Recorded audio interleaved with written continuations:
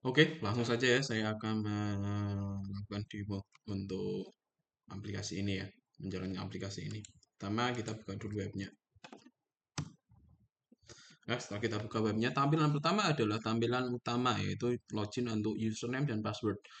Di mana ini bisa dilakukan, bisa dikerjakan menggunakan HP ya. HP di lapangan kita menggunakan HP, tapi untuk demo ini saya menggunakan device saya berupa laptop. Di sini kita akan mulai ada tiga rule ya, ada tiga rule di sini, ada tiga user, sorry, yaitu ada admin, transit 1, dan main warehouse. Nah, sebenarnya jadi untuk admin adalah administrator yang dipegang oleh administrator dan dipegang oleh supervisor. Kemudian untuk transit 1 ini dipegang oleh tim-tim yang ada di Windows Transit 1 dan Transit 2 sama aja. Kita gunakan username-nya Transit 1. Kemudian di main warehouse kita untuk petugas pro warehouse yang ada di lokasi warehouse utama. Kita mungkin mulainya dari admin 1 aja dulu ya, untuk admin 1 kita karena menu yang untuk lengkap semuanya ada di admin 1. Kita admin 1 masukin username passwordnya.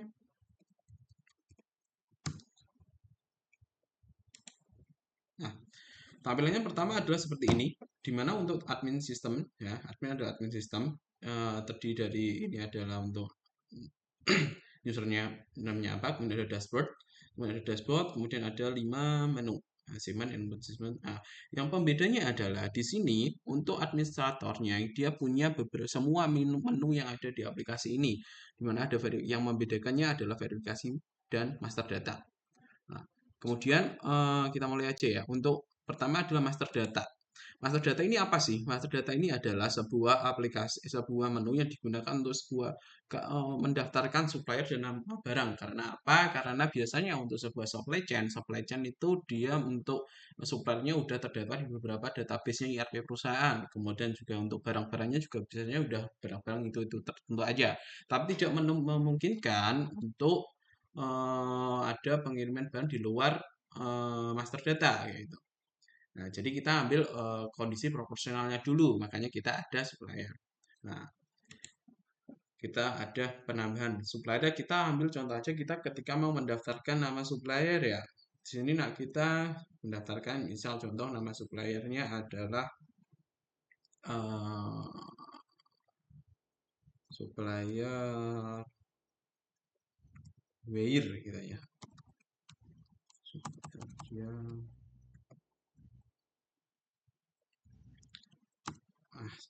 Contoh supplier demo gitu aja lah ya, supplier demo kita kasih ini aja. Oke, kemudian alamatnya kita contoh aja di Jakarta. Simpan. Nah, kita melakukan simpan gitu aja. Nanti dia akan masuk ke database kayak gitu. Kemudian misal tambah barang. Ini adalah barang-barang yang sering disuplai. Misal contoh adalah kode barangnya misal. Nah, kode barang ini apa sih? Sebenarnya kan setiap barang itu punya part number ya. Punya di name tag-nya, ada di labelnya itu pasti ada untuk kode suatu barang. Misal contoh kita ambil contoh aja laptop gitu ya. Kode barangnya misal laptop itu hmm, kodenya Mika XM 53300 EA gitu ya. Kayak gitu aja.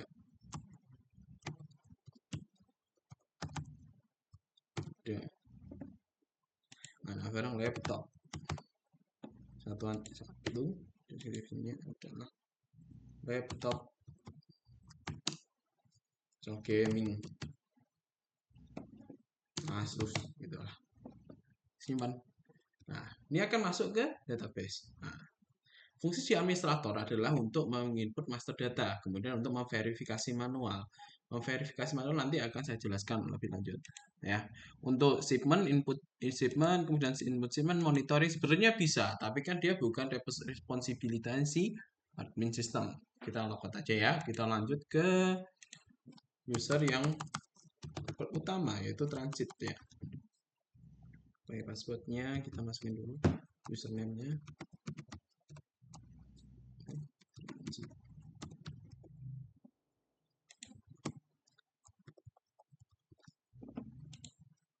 Oke. Nah, beda kan? Kalau untuk transit 1, dia hanya punya 3 menu di sini. Shipment, input shipment, sama monitoring. Dia nggak ada untuk verifikasi manual tadi sama master data. So, untuk shipment, pertama yang pasti mereka kan ketika menerima barang pasti kan dicek tuh secara aktual. Kemudian ya udah setelah dicek di aktual, kemudian masukin tuh PO misal X045678 45. Oh, ini aja biar 1 2 3 4 aja ya. Kode nomor surat jalannya S PP F, kadang ada kode-kode gini ya tiap supplier ya. 2045 gitu. Supplier. Nah, ini beberapa supplier udah kedaftar. Kita cari deh. Tadi supplier, supplier ini udah ada kan, supplier demo. Yang kita masukin tadi. Virusnya mana? Untuk virus transit 1 itu ada, kita pilih aja di Surabaya. Untuk virus 2 di Sumbawa. Kita pilih aja di Surabaya karena kita contohnya misalnya di demonya dia display di Surabaya kayak gitu ya. Di virus transit 1 Surabaya. Kemudian ada tanggal shipmentnya. Tanggal shipmentnya dipilih aja. Misalnya tanggal shipmentnya sekarang kan baru disuplai ke Surabaya tanggal sekian. Kemudian statusnya apa? Statusnya ya udah receive and transit kan, dia kan masih di virus transit kayak gitu ya. Nah, karena masih di transit. Kemudian tipe inputnya. Tipe inputnya, nah ini yang saya jelasin tadi. Karena tidak memungkinkan untuk ada pengiriman barang-barang yang di luar database. Ada kalau kita master, ya udahlah beli barang-barang yang udah ke daftar. Kayak gitu, misal ini ya, laptop. Tadi kan kita masukin ya, muncul kan ya. Kemudian kuantitinya berapa, satuannya berapa, misal 1 it, contohnya it. Catatan adalah barang lengkap.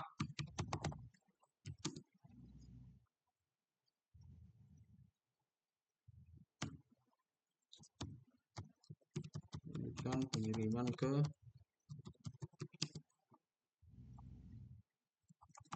orderan departemen operation engineering gitu. Simpan simpannya. Udah di sini ada tuh. Nah, supplier-suppliernya kan supplier demo Windows Surabaya tadi tanggal sekian. Misal, nah ini kan sudah tuh, udah ke receive, udah keterima kan. Kemudian kenapa langkah selanjutnya apa? Pasti kan ketika di Windows Transit, nah, dia kemungkinan atau shipmentnya kan 59 nih, ini nih. Nah, kemudian setelah sampai di Windows Transitnya, pastikan dia mau dikirim ke Windows utama kan tadi. Ya udah, dia tinggal ini aja, ke detail aksinya aja. Misal dia cari tadi kan ini 1 2 3 4. Misal dia udah jauh gitu ya, PO-nya jauh, ya udah tinggal cari aja kayak gitu. Ini referensinya bisa apa aja, bisa misal kalau itu ini muncul kan ya, atau tadi apa bisa supply kita udah menambahkan menu untuk search kayak gitu. Supaya tadi apa demo gitu. Nah, muncul kan United. Nah, muncul juga kan. Tuh. Nah, kemudian kita juga bisa mengfilter di sini. Oh, yang udah ditransit itu apa aja sih kayak gitu. Oh, yang mau dikirim, dispatch tuh mengirim. Nah, kemudian on delivery. Nah, statusnya itu ada ini. Kemudian receive and manage. Itu nggak ada ya. Sama kan masih ini tadi ya. Kita buka semua aja ya. Lanjut ya. Untuk lanjut kemudian atas PO ini ya udah didetailin aja. Ini mau diapakan nih, dirubah kan statusnya. Kan istilahnya misal udah mau dikirim ke biro utama kan.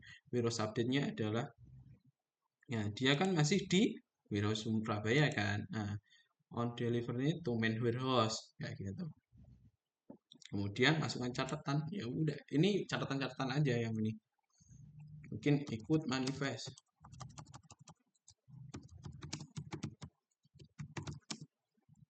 Manifest MP0087 misal kayak gitu kan, pasti kan setiap barang pengiriman harus ada manifestnya kan.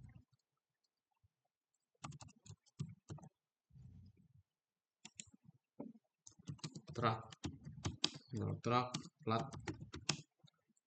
L 04567 gitu aja misalnya. Misalnya, update aja statusnya. Udah. Nah, sampai sini kalau emang dia mau mengekspor PDF-nya masih bisa ini diekspor. Nah, kayak gitu. Misalnya kita contoh ekspor ya. Mana tadi kita buka contoh sorry. Ini kan. Nih, ya kan dia di receipt dibuat ini dibuatnya kemudian eh deliverynya di ini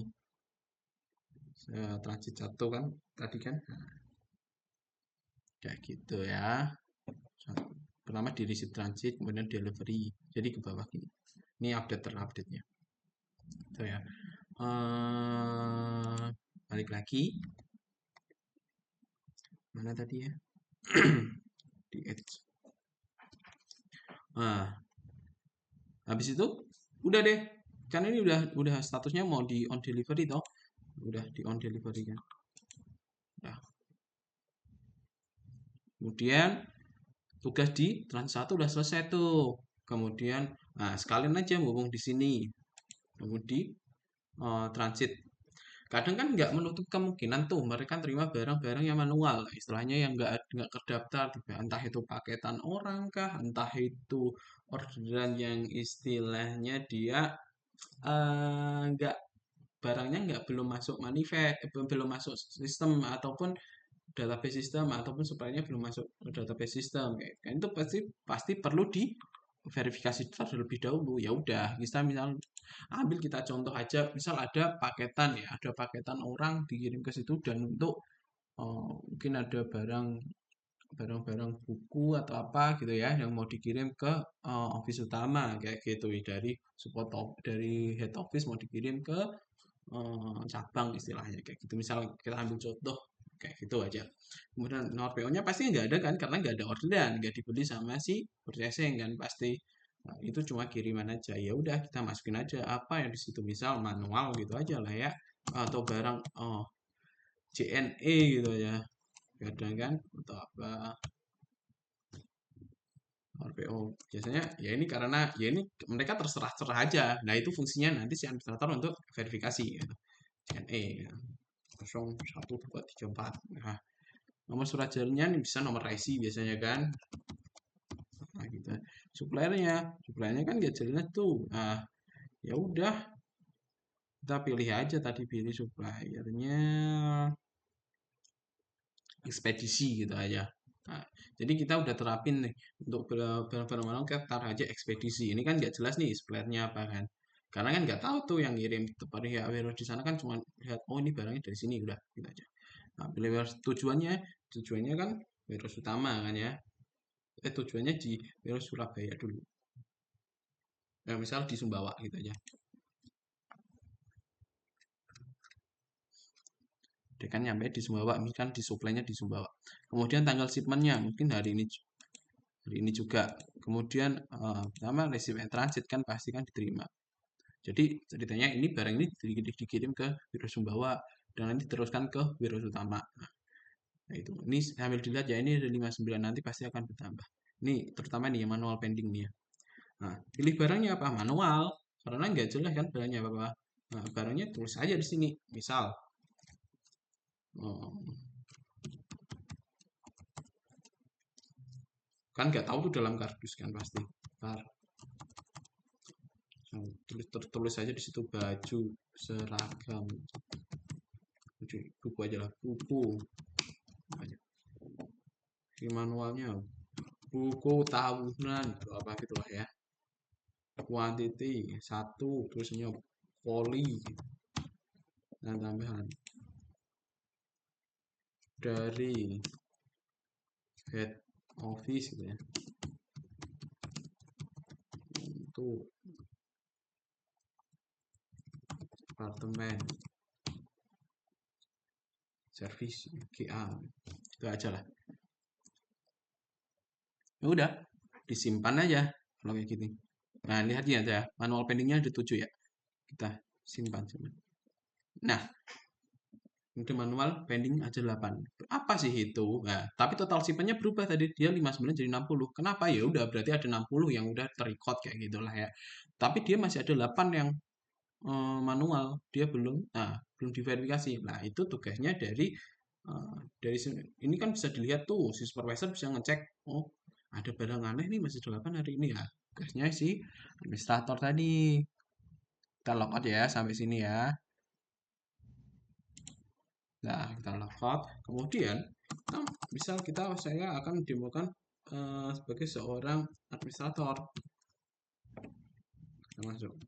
Nah, di sini kita harus memverifikasi nih barang-barang manual tadi kan. Ini udah kelihatan nih, sama kan 68. Oh, kan ketika buka, oh ada ini yang harus diverifikasi. Nah, nih contohnya yang ini tadi. Oh, ada di sini buku. Wah, verifikasi aja. Ini termasuk barang apa? Sebenarnya kayak gitu aja sih. Si mereka kan pasti supervisor punya informasi lebih lengkap kan ya. Oh, mungkin ya udahlah kita masukin verifikasinya dia itu barang. Hampir saja lah gitu aja.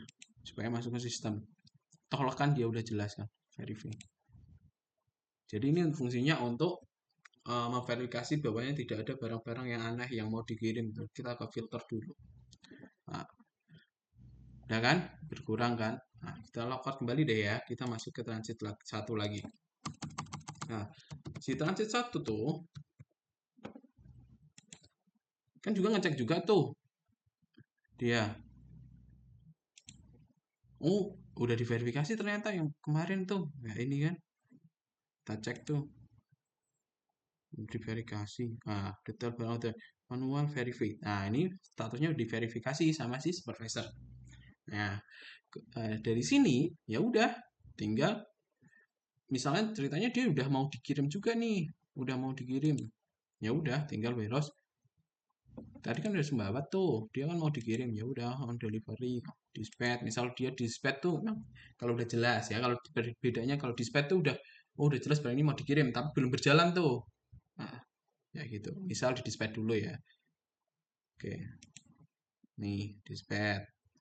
Nah, kemudian di dispatch ini udah jelas udah di packing, dispatch udah di packing segala macam. Nah, besoknya baru mau dikirim ya udah di update lagi statusnya di sini. Nah, misal dispatch juga masuk di sini sih. Nah, dispatch kan muncul kan. Nah, mau dikirim nih, udah mau berjalan nih ekspedisinya, udah on delivery itu menu error saja. Kemudian di up, nah, ini diganti. Jam 8. Kalau disuruh.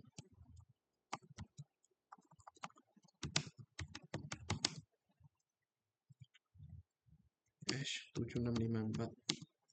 Ya, aja. Update. Nah, itu aja. Nah, di sini udah selesai nih. Nah, ini kan belum lagi nih. Nah, berubah kan? Tadi yang habisnya apa berubah ini. Udah, habis itu kita kembali ke yang si utama. Petugas warehouse utamanya ada. Sudah grup warehouse utamanya, main warehouse. Nah, ini petugas warehouse di tujuan akhir. Nah, kayak gitu ya. Dia kan punya akses nih. Nah, nih ya udah. Nah, kenapa dia ada punya akses untuk input shipment-nya? Dia punya akses untuk input shipment-nya itu adalah kadang juga ada kita ngirim barang kan ya. Jadi kita kan juga bisa. Jadi warehouse utama mau dikirim bisa ke supplier atau mau ke mana keluar kayak gitu kan. Lewat ini juga. Jadi dua arah ini masih bisa kayak gitu. Tapi dia nggak ada akses untuk tadi yang data master sama verifikasi. Nah, ya udah nih misal udah nyampe nih ya ceritanya ya yang dua barang ini. Ya udah di ini tinggal ini kita lihat nih ya total shipment masih sama. On delivery 20. Kita misal ini yang demo tadi ya. Ya udah kita udah nyampe tuh warehouse utama berarti kan. Ya udah berarti udah receive at main warehouse kayak gitu. Kayak gitu.